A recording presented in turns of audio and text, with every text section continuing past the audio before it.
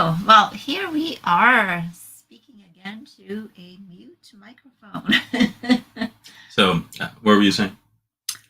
I was saying some really good things. So, first of all, I wanted to once more, this time audibly, to welcome everyone to the lamnetwork.tv. We do the first part the way we do because we want to welcome all the mimes and people. It's called lip read. Anyway, so this is the Smarten Up Show. We're Darryl Milena Weinberg of School Pods Canada, and we're here on the Messianic on lamnetwork.tv. Check out all the shows that are available. They, of course, come from biblical perspective. Here at the Smarten Up Show, we are just attempting to really give a perspective, a biblical perspective, and also speak about how to raise children, how to educate, how to, I guess, be a family together according to, and we do explore biblical values because to us, biblical values are timeless. And the principles in the Bible are never, they've never been proven to be out of date. And so I was just quoting the scripture in Ecclesiastes in the Bible that there's nothing new under the sun. So everything we encountered today has been encountered in the past and will be encountered in the future. So unless we study history, unless we study those books with the ancient wisdom and kind of see how that applies to today, making connections. That's one of the big things in education, making connections. We don't read a text. We don't learn something in isolation of other things. And so today, though, in particular, we wanted to dive in. It's beginning of June, and I don't know what everybody else is doing, but here in Canada, we have an official Pride Month. Originally, it started off as a Pride Day on June 1st, and then extended into a week, and now we are at a Pride Month. Similar to, I guess, Black History Month, and we have all kinds of different celebrations, which is, it's become part of our culture at this point. Yeah. But what we would like to speak today is of how does, I guess, the Bible view what is happening, the progress that what we call today. How does the Bible view it, and really, where is it going to lead us to? Because it's good to fight for rights, and and I'm even thinking about the feminist movement. Women wanted to, I guess, to participate in society the way men would, and so yes, the roles of men and women traditionally have always been different, and to be honest, there still are, just because of biological reasons. And some positive things have come out of, obviously, the feminist movement, but there have been some negative things, and I think we need to really examine both sides of a coin to see what happens, because I'm honestly finding more women are stressed out trying to keep up with work, trying to still be housewives and to have a beautiful home and have well-raised children and then be successful at work and all that. Just because women decided to go out into the workforce doesn't mean men all of a sudden decided that they were going to become homemakers. That was never the job of men to begin with. And so because women were fighting for something that didn't necessarily belong to them, I don't have an issue with a woman pursuing a career, but when you're made to feel guilty, and there's recently there was a professional football player who did a speech at a Catholic university, and he was talking to the commencement crowd, and he was saying that, a lot of you are going to pursue a career, but the thing that you should be most excited about is the family that you're going to have. And the liberal nutcases. Wasn't he specifically talking about women? Yeah. Like the women, the female students are the ones who he was, I guess, saying that the most important role you have is as the mother Absolutely. in the family and the wife. And this caused the feminazis to absolutely lose their minds. And there was a petition that went around, and hundreds of thousands of people wanted him canceled. And it's this kind of histrionics that's out there. But the reality is that biblically, when you look at the design of women are naturally the nurturers. I mean, that is the job. The men, their job in the home is provider, covering, protector, but also disciplinarian. And the women are the natural nurturers. That doesn't mean that women don't discipline. And we don't talk about the fact that every single person should be fitting that. Mhm. We're talking about how we were designed. Yeah.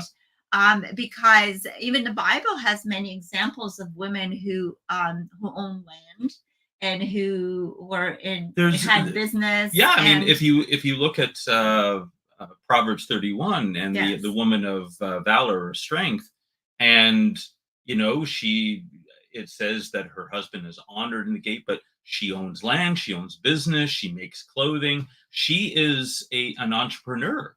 And so we're not, nowhere in the Bible does it say that women have to be confined to the kitchen or anything like that. But what it's saying is that the primary role of the woman is to be the homemaker, is to be the nurturer, is to be, and even when it comes to raising her own son, I couldn't do what you do. Well, and I'm not wired that way. And we should not talk about it being the primary role as like this is assigned to you. Yeah. But it's something that we were designed to do. It's how you function. You should naturally gravitate to that. Well, not should. We do. Like we don't have to. We do. And this is where I mean, should in the sense that this is what you were designed to do, so it should be natural. But we've got so much confusion out there that there's all this fighting against it. And when you have a guy who says that, this is what you probably will be most excited about, everybody wants him canceled because God forbid you should speak these things. Right. And I think this is one of the examples as our progressive ways have brought to, I'm sorry, but to the breakdown of family. And that is very intentional. Because if there's a mother who's not at home raising the children, if there's no father who's going to be at home to be the role model to those children, then where do we go to where do children go to learn values, how to do things, how to have relationships, and then that's left up to the media that is being consumed. Like we're talking consuming, right? Yeah. Media, which and it's kind of like it's like food that goes into our bodies, and then it affects the health of our bodies. So the health of our minds is what we consume in terms of what we view, and so though I think all human beings are equal before the eyes of God. In terms of their value, the intrinsic value, there are certain behaviors that lead to, I guess, prosperity in terms of, when I say prosperity, I don't mean financial way, but just being, having an impact on the community around us, having a positive impact, doing something that others would appreciate that is being done for them. Versus, the values where we seek after our own rights, but then we neglect others as well. And so we're talking about rights, and like we've been talking about the last few shows about the history of education in Canada, and kind of we've been discussing the foundation of how is our education system formed, what happened, what were the steps that brought to it.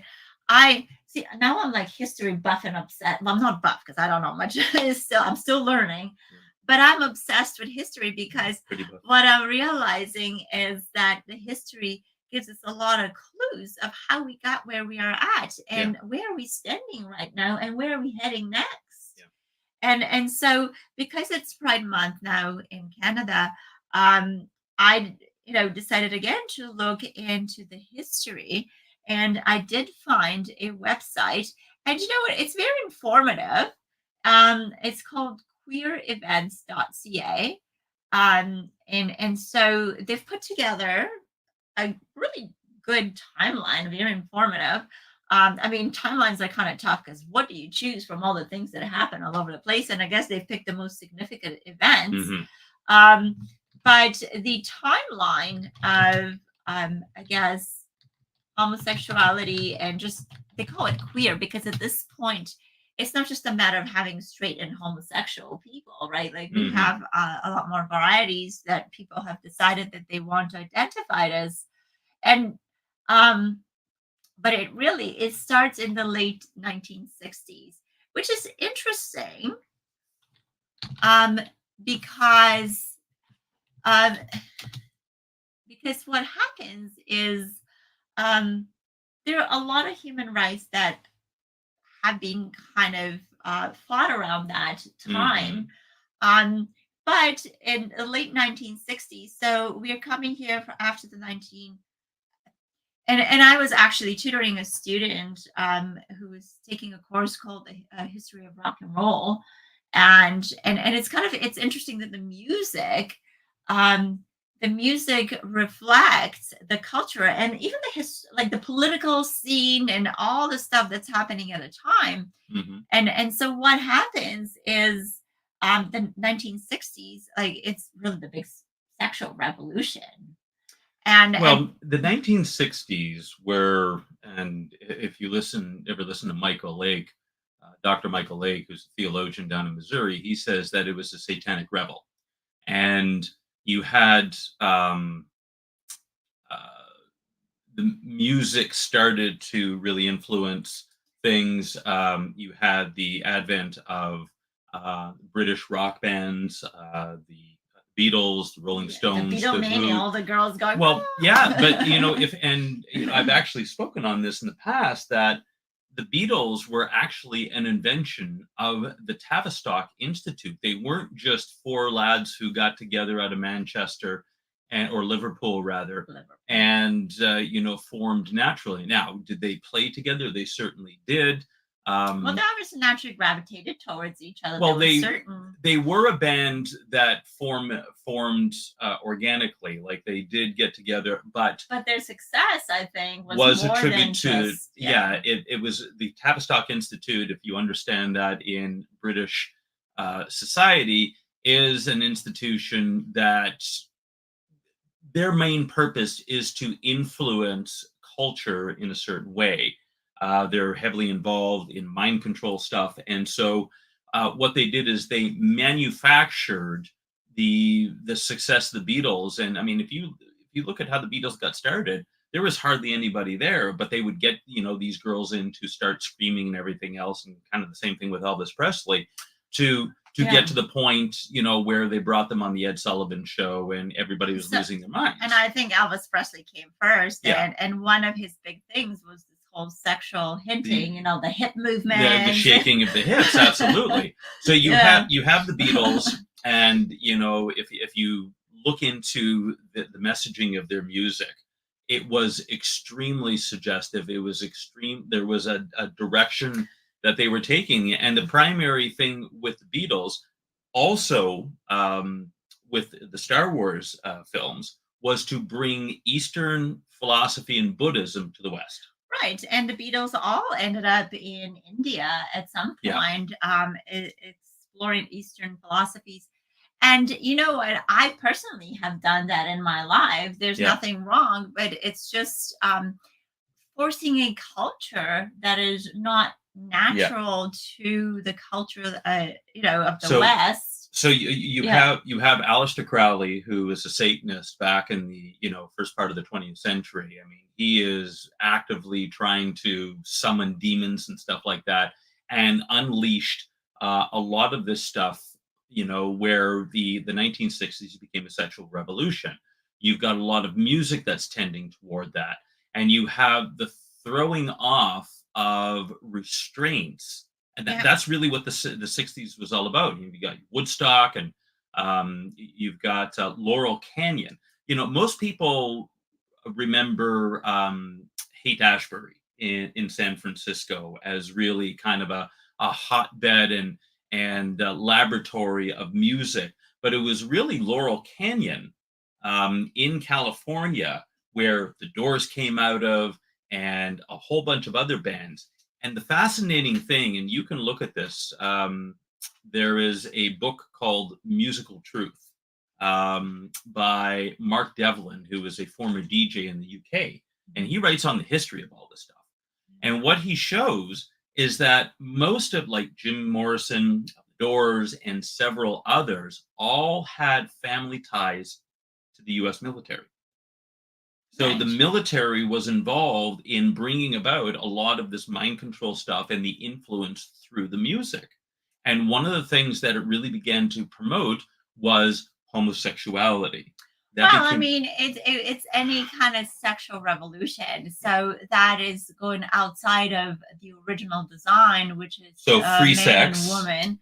And multiple partners, and things like right. So that the original design is that you commit to one person, a man and a woman, in because in that's the the bond only in the bonds of because marriage. that's the only natural way that you can produce a child and Right. the next generation.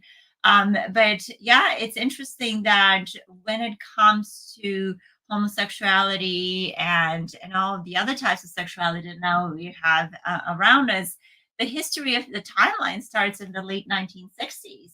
Hmm. And this is why I'm so passionate about studying history, Hmm. because then you're like, what brought on what? Like, what was Hmm. connected to what? Where is it coming from? Because, sometimes movements sound good, but what started them? What was the intention behind those movements? Hmm. And we all know that the sexual revolution came with a lot of drugs, a lot of mind control, and Hmm. and so when we want to be progressive, it feels good and it sounds good, but really, what is the ultimate long term effects Yeah. of where are we are heading? Is and this is why we kind of um enter this month with trepidation, because we are also seeing over sexualization of children. um Hmm. you know like in those days, in when the history started in 1960s, we're talking about adults who are choosing homosexual lifestyle. Nowadays, we have brought this into our schools, Yeah. and even to this day I question, what does that have to do with our schools? you know um Not even that long ago, if somebody would talk to a young person about sexuality, they would be considered pedophile, because what do we have to do with talking? And it has always been the job of the family, the parents, to instill those values of sexuality, Hmm. because you know the other reason that there's so many clashes now between generations Hmm. is because there's so much outside influence in the family, and so families are no longer able to influence their own children. Listen, if you would like to teach your child about that, if you want them to be homosexual or whatever, go ahead. But we also come from the perspective, and we have to bring the warning, because the Bible, one of the things about the Bible is it's a timeless book, and whatever the Bible has spoken about, a Hmm. lot of things have come to pass. We've spoken to archaeologists in Israel who have Hmm. used the Bible to do digs, and they've indeed found the city. So it's a historic document, Yeah. first of all, but it also speaks about the future, because God knows the past and the future. Like, Right. He's beyond time. So we are starting, here with the timeline. You wanted to say something before we get started? Well, and we have to trace this back to what's really going on behind the scenes, because if you understand how men and women are designed, we are spiritual beings, we're having a physical experience. But sex is not primarily a physical thing, it is a spiritual thing where our spirit beings, our souls, are connecting. Well, there's spiritual ties, and it's actually, if someone has generational things, Hmm. it's and this is, not many people understand spirituality nowadays. And as you were speaking a little bit earlier, not all spirituality is good Oh, spirituality. no. We see the connection between two people. A spiritual connection is a good thing, but not always, because depends what you're opening yourself to. Yeah, and the whole concept within spiritual warfare of soul ties, and being connected to people through either physical or emotional or spiritual connections. that bind them together. And so when the Bible says that two shall become one flesh, it's not just the flesh, it's spiritual. And so Yes. what you have in the breaking down of the biblical model of one man, one woman in the having sex in the bond of marriage is that it is a union. And the reason why one of the seventh commandment is you shall not commit adultery is because the breaking of that bond is so serious. It is really the ultimate betrayal of trust.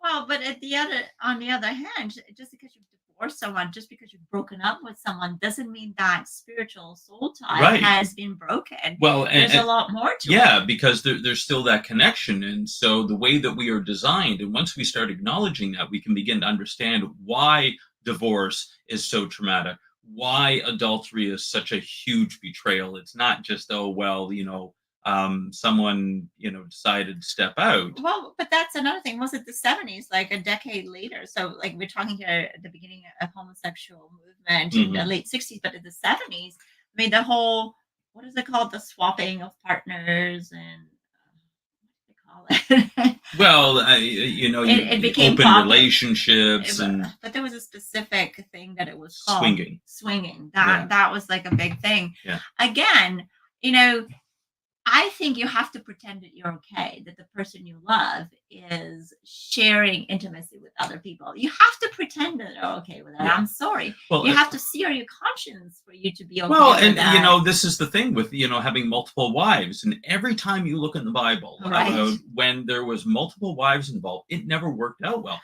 and that's why Mormonism is so crazy. Is that it's this whole thing about plural wives, and that everybody's Yeah. just going to be okay with the husband having multiple partners, or in Islam the same thing.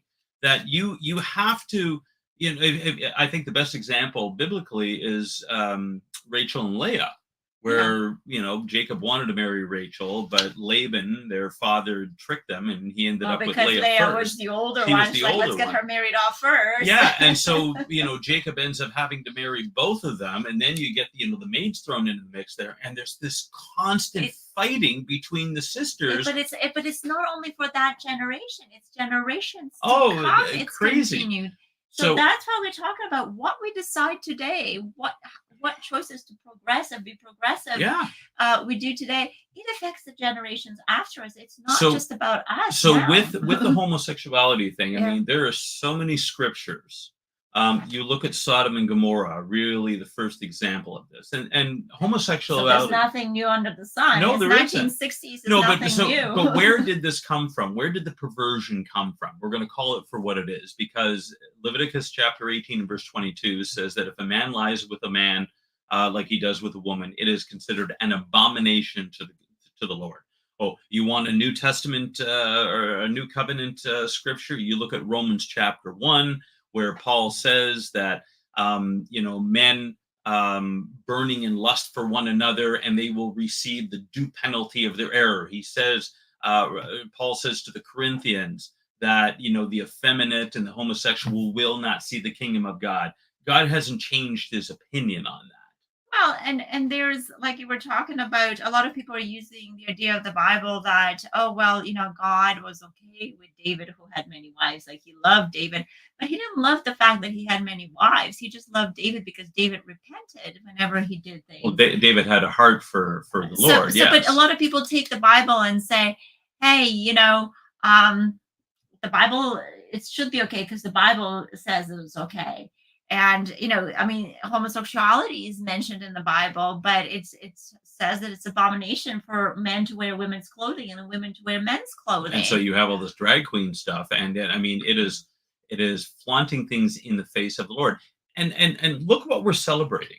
We are celebrating Pride Month. Oh my goodness! I mean, and pride is never spoken about in a positive way. God in the Bible. It says God resists the proud and gives grace to the humble. Humble yourself under the mighty hand of God, and he will exalt you in due time. The very first sin that was ever committed was Satan rebelling against God, because in Isaiah chapter 14, and starting in verse 12, he gives the 5 I will statements, and he says, I will be like the Most High. What Satan was looking to do was overthrow God and become the object of worship for everybody. And it was pride that got him kicked out of heaven. And it's the lie that he has been giving ever since. The very first thing he did in the Garden of Eden with Eve was he says, "You will surely not die, but if you partake of the fruit of the knowledge of good and evil, you will be like God." And that is what Eve was after, and Adam bought into that, and they brought the human race down. Right. And I just saw a meme recently on social media. It was kind of the serpent giving the fruit to the woman, saying, Yeah. "Oh, if you eat this, you'll be more like God." And the response was, "Well, why don't you eat it first? Why don't you become like God first, and then let me have it?" Yeah, show me how this works first. But But he was already rebelling against God, so I mean, he already had that fruit in him. Exactly. But I mean, what does the Bible say about pride? Proverbs chapter 16, verse 18. This is kind of misquoted many times, but pride comes before destruction, and a haughty look before a fall. So once what is the original sin? The original sin is that we want to replace God and we want to become like God. So pride is, and so it's almost kind of like in a weird kind of way. This pride celebration is biblical, but not the good part of the Bible. Well, just because it mentions it in the Bible doesn't mean that the Bible is approving of it. The Bible actually gives us all of the. But the Bible gives the warnings, and that's why these things are mentioned in the Bible. So we're talking about, and so the first recorded in this timeline that I found here is May 14, 1969. Canada decriminalizes homosexual acts between consenting adults. And that was Pierre Trudeau that did that. Well, but Pierre Trudeau was involved in all kinds of interesting sexual things. And this is where we are. I mean, I guess sexuality is not something that you can define with the law. It is what it is, right? There should be nothing against and for it, right? So why are we even focusing on now? Crime. So sexuality is a crime only if there's no consenting, right? But also the people who are consenting, because even nowadays we can go down the timeline, but now introducing consent, the concept of consent in schools. Well, I am sorry, but consent is something you do based on your knowledge and understanding of things. Right. When a person has no knowledge and understanding, like a young person, there's no way they can give consent. Yeah. And so that is fine. Listen, even God has given people free choice. This is one thing we talk about. So consenting adults can have whatever sexual experience with one another. Yeah, except there's consequences. Except that we have to understand that eventually judgment comes, and you look at Sodom and Gomorrah, and that's exactly what happened. And so what happens though when Christians are trying to tell people, to warn them, listen. So if you engage in this, there will be consequences. You will suffer after that. Now that's seen as, oh, look, they're being judgmental and they're threatening me, and it's like, no, this is the truth of God is eternal. And so when Christians, now, have there been people who have expressed prejudice, have shown prejudice in their heart, and also using the Bible as an excuse to do that? Yes, absolutely. So, and this is why Christians are to check their hearts daily, because I also, we've also spoken in the past that there are a lot of Christians who come against the homosexuality and a different LGBTQ, but then they're not really looking into the commandments of God as something that they should be. So, we really need to check where we're coming from. But where is this whole homosexuality freedom movement coming from? And so we decriminalize it, which is fine. And again, what's criminal? Something that harms someone. So even if certain sexual act is decriminalized, if it ends up harming someone, then it's wrong. Well, I don't care what the law says. Yeah, and if just because it's a man-made law, whether it's permitted or something is illegal, I mean, we're moving towards a time of the criminalization of free speech. where you can't even give an opinion that, and this is where this has gone in the past 50 years, that we went from uh, fighting for the rights of homosexuals to essentially engage in whatever behavior that they wanted, to now that you are forced to be able to agree with it. And if you even express an opinion that is counter to outright approval of it, you can actually be thrown in jail. It is now considered a hate crime to say that you disagree with the practice of homosexuality. So the pendulum has swung on too far on the other side at this point, or at least it's attempting to go there. Um, and so we're talking about then 1971, the first gay rights protest, which happened in Ottawa. It started from Ottawa, went to Montreal. Um, and about 100 people, like at the time was, 100. I mean, we had just a trucker Mhm. a couple of years ago. There was thousands and thousands of people, and you see those gay rights protests brought, and it's not without a fight over time, um, brought on changes, and so it makes me wonder: is this whole trucker convoy going to bring on changes as well? Like, or are we moving in a certain direction? No matter who protests, we are only going to go in the direction that is being decided for us. Yeah. So that was before uh, first gay liberation protest march happened in 1971. So no, we're talking about Canada. I would love to hear from our U.S. Listeners Mhm. what is happening during June, and things like that. And then the very first Pride celebration happened in Vancouver Mhm. in 1973. So it started from the West Coast, and then same year, I guess the establishment of Pride Week has started. So again, following the sexual revolution. And listen, if you're going to be doing swinging of couples, straight couples, why would homosexuality not be allowed? Like if we're going to allow thing, Mhm. this group is right. You should be allowing other things. Like why would you be indulging in things, Mhm. that were not accepted before, but we can't? and Right. and and so again, when we make our choice, if we think selfishly for ourselves, just like I've spoken about the 13 colonies fighting for independence Right. and their rights, but then had slavery. Mhm. you know we really need to look at the full picture Yeah. when we're fighting for rights and Mhm. freedoms. um, and then we're talking about later on.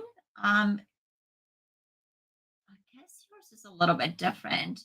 Homosexuality no longer considered a disorder. So that's the first time, in December 15, 1973, homosexuality is removed as a disorder from the diagnosis and statistics manual of mental disorders.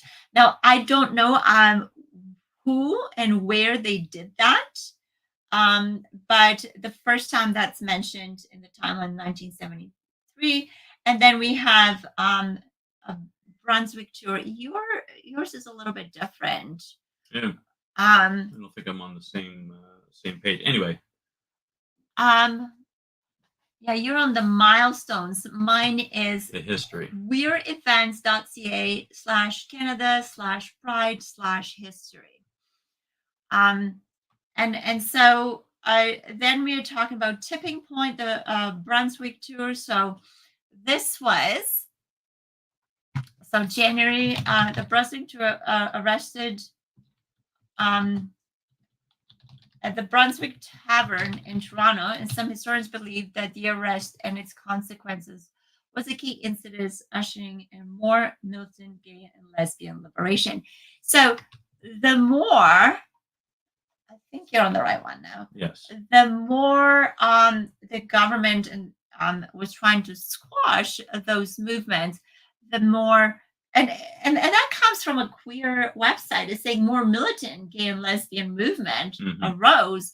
So sometimes it's again, um, what arises is how much pressure there comes, and And I say yes. If we are going to accept all kinds of sexual behavior in heterosexuals, Hmm. why shouldn't we do that with the gay people?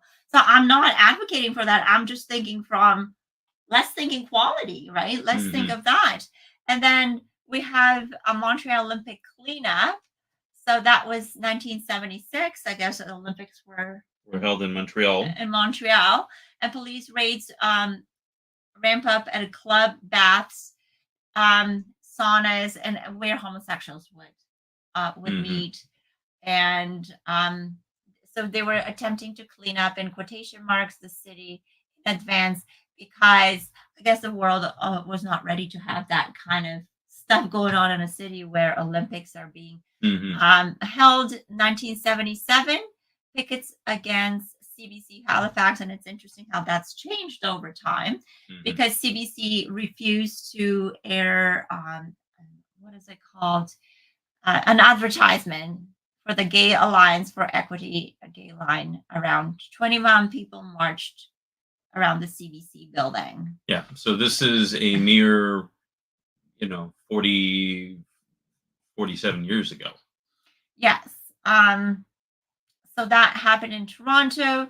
And then it's where you were the first society for queer and deaf people formed. And so people are saying, well, if we have this one exception, like this one Hmm. aspect, why don't we have like queer and for those who are deaf?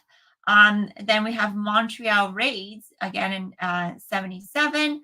Um, so again, and what they raided was Trucks and La Mystique, two gay bars at Stanley Hmm. Street. Um, and to me, actually, I mean, it's like raiding strip clubs. It's Hmm. like, you know, if you're going to allow one immoral thing to happen, Hmm. like, and when I say moral, I'm talking according to the standards of God in the Bible. I'm not talking, you know, I think this is immoral, therefore it is. Right. I'm not using my opinion here. Our opinion is meaningless. Yes. And so there was raids, and and it's interesting. I'm just going to read a line here that, so Montreal police raided Trucks and Lemistic, two J bars and Stanley Street. This raid was more of a military operation than a normal police intervention. 50 police officers wearing bulletproof vests and guns, including machine guns, drawn, went into arrested 146 patrons, all homosexual men, as part of what was at the time the biggest mass arrest since Trudeau had declared the War Measures Act. Mhm. And we're not talking about our current Trudeau. No. But history repeats itself. Yes. So the men who were arrested were crowded into holding cells more than 8 hours and forced to take venereal disease tests and so forth and so forth. Hmm. Now, that is forceful, but how is that different from people being forced to vaccinate and to be tested for COVID? And We're not supposed to talk about that. and no, but I'm just doing parallel, because every time I study history, I'm like, wait a minute, this happened before, but Listen, in different shape and form. Tyranny is tyranny, and regardless of what the cause is, there are certain things that are not acceptable. Yeah. Yeah. So I mean, that was forced, and I think, you know, um, people being forced to do things is never the right thing, Yeah. and there was obvious prejudice here. Absolutely. And then we're talking about at the end of 1977, Quebec adds sexual orientation to the Human Rights Code. And then we have the following year, January Buddies in Bad Times, Canada's oldest surviving theater company dedicated to LGBT theater, is launched.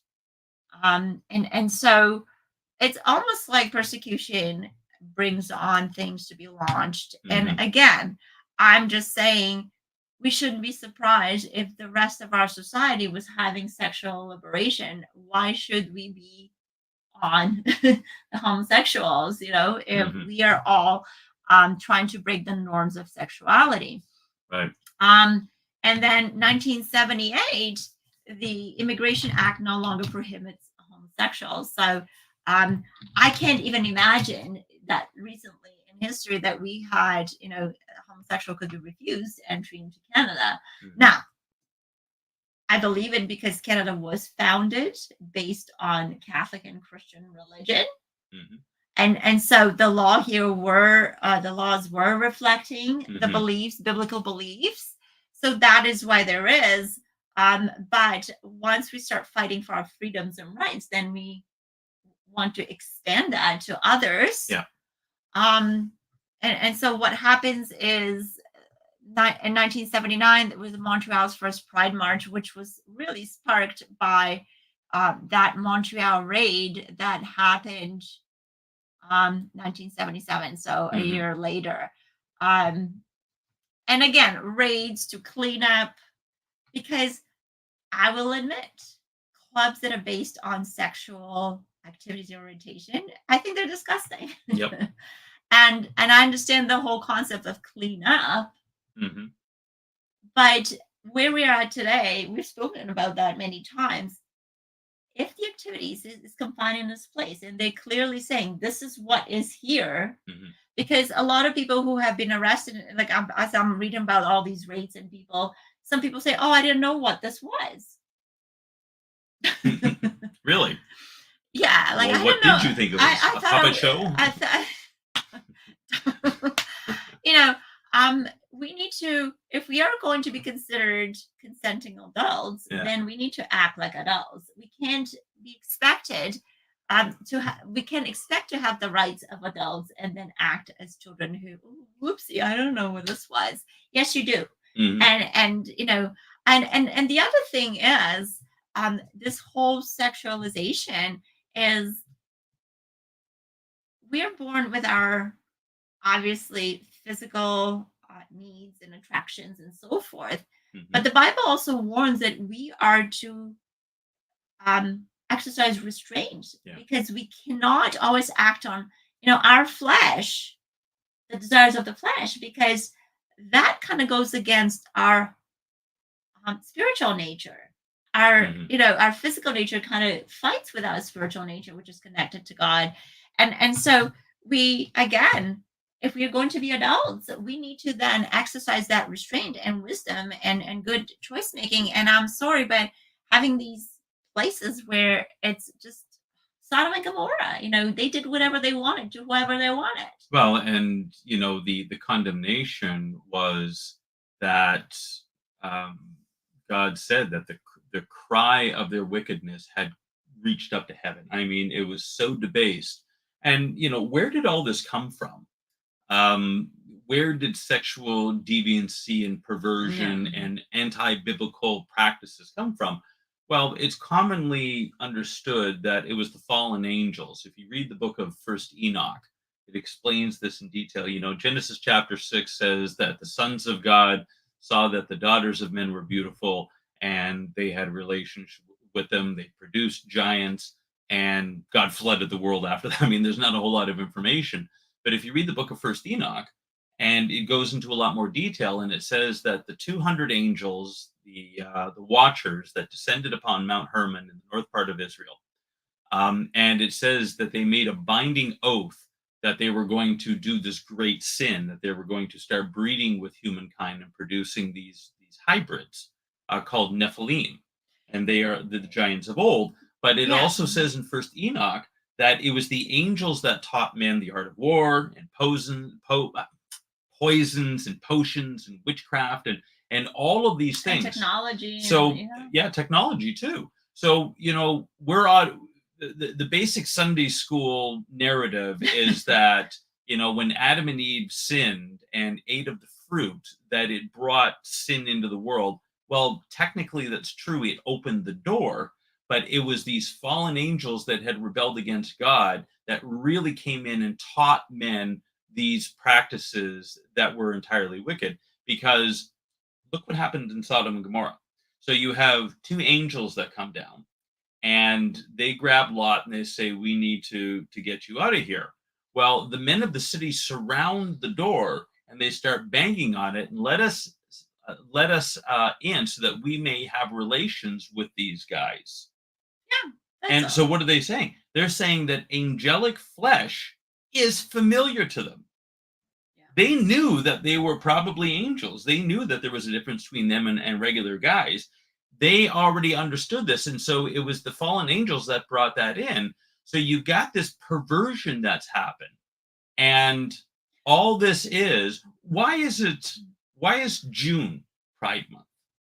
Has anybody ever asked that? Well, actually, Jonathan Cahn, in his book, The Return of the Gods, talks about this, that the worship of these old gods within the land of Canaan, which became Israel, and, Ashtaroth and Baal and all these different gods, which are nothing more than either fallen angels or demons, the Nephilim, um, their priests were all transgender.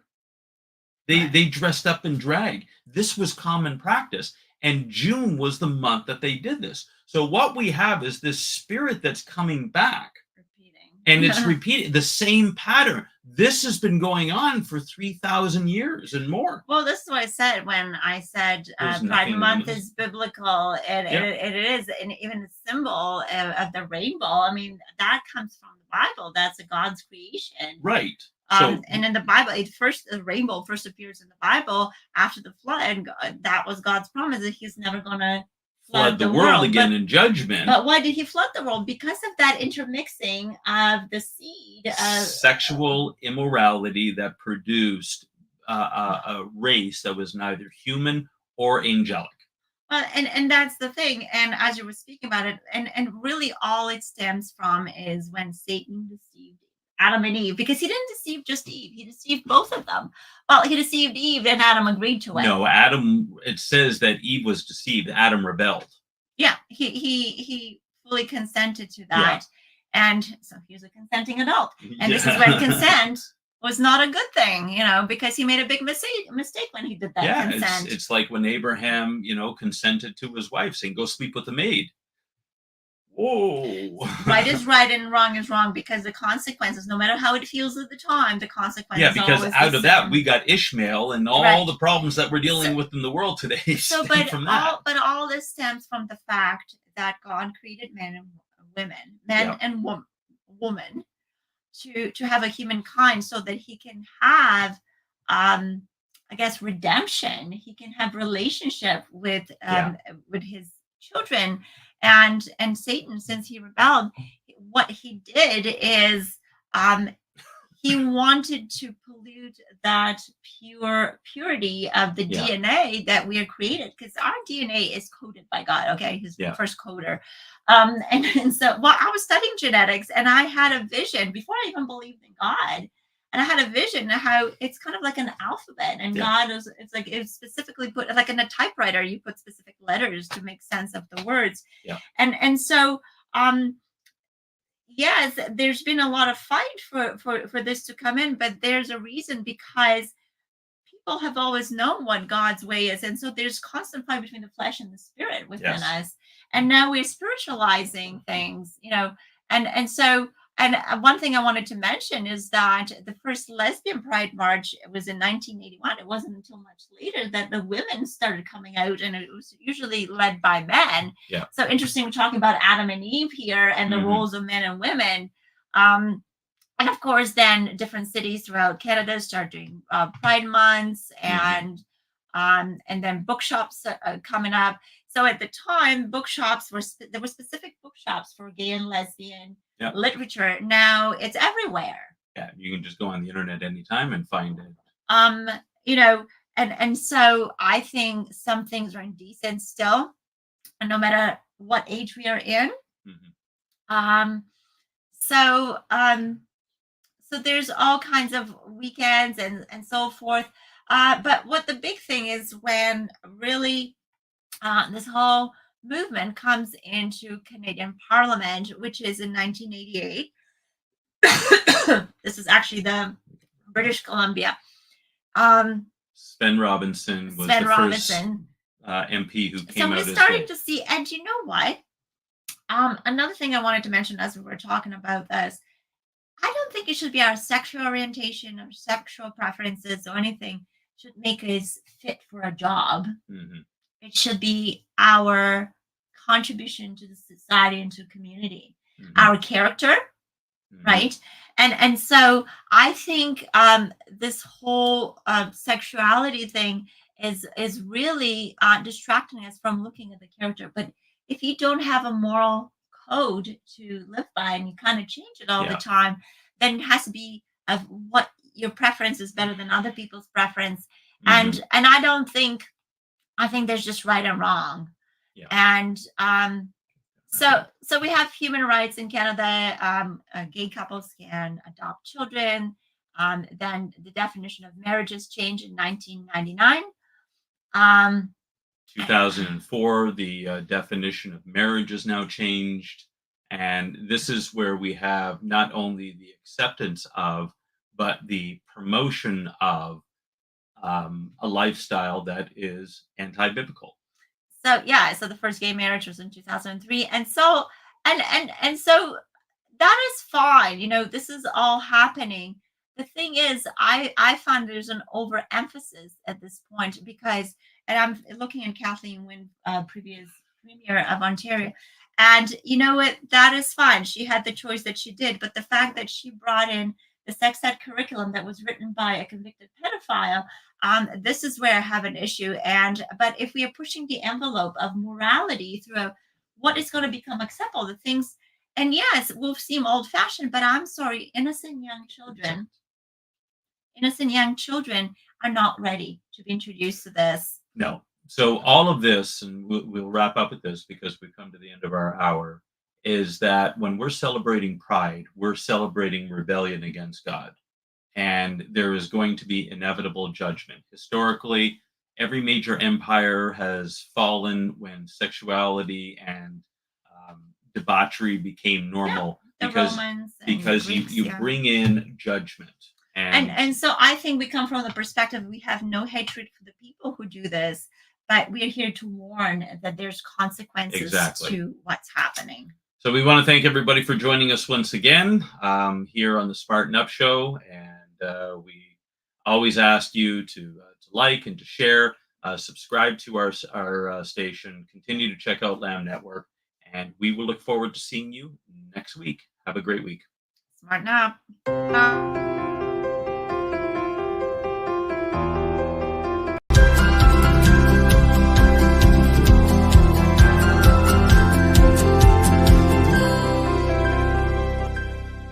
If you missed today's show or want to watch it again, or want to tell someone where they can watch this episode, go to lamnetwork.tv, where you can find this show and all the other live Lamb Show archives in the on-demand section of the website. Thank you for watching, and don't forget to tell someone about the Messianic Lamb Network.